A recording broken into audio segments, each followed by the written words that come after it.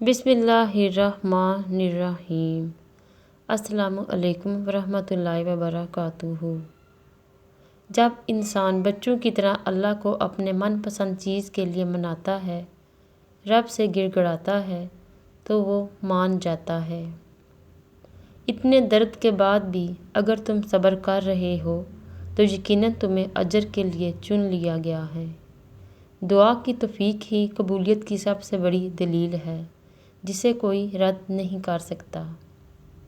ذرا سی تاخیر پہ مایوس مت ہو جانا، حالات کتنے ہی مشکل کیوں نہ ہو، تم دعا کرنا کبھی مت چھوڑنا۔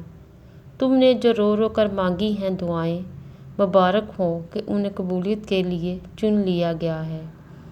وہ خاموش آنسو جو تم نے رب کی دہلیز پہ بہائے، کیا وہ رائیگاں جائیں گے؟ بے سکونی تمنا کا نام ہے۔ جب تمنا تابع فرمان الہی بن جائے تو سکون شروع ہو جاتا ہے۔ پریشان مت ہو، تمہیں عارضی نہیں بلکہ حقیقی سکون کے لیے چن لیا گیا ہے۔ اللہ تعالیٰ کے خزانوں میں سب سے قیمتی چیز صراط مستقیم ہے۔ یا اللہ تعالیٰ، میری بہت سی دعائیں تیری کن کی منتظر ہیں، اب تو فرما دے کن فیکون۔ موت انسان کو ضرور مار دیتی ہے، مگر اچھے اخلاق والے ہمیشہ زندہ رہتے ہیں، دلوں میں بھی، لفظوں میں بھی اور دعاؤں میں بھی۔ تم سوچتے ہو آزمائش کے لیے آخر میں ہی کیوں؟ خوش ہو جاؤ کہ تمہیں اللہ تعالیٰ کی دوستی کے لیے چن لیا گیا ہے۔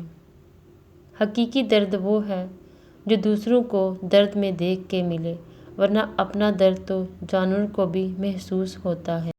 سڑک اور استاد اپنی جگہ پر موجود رہتے ہیں مگر لوگوں کو منزل تک پہنچا دیتے ہیں۔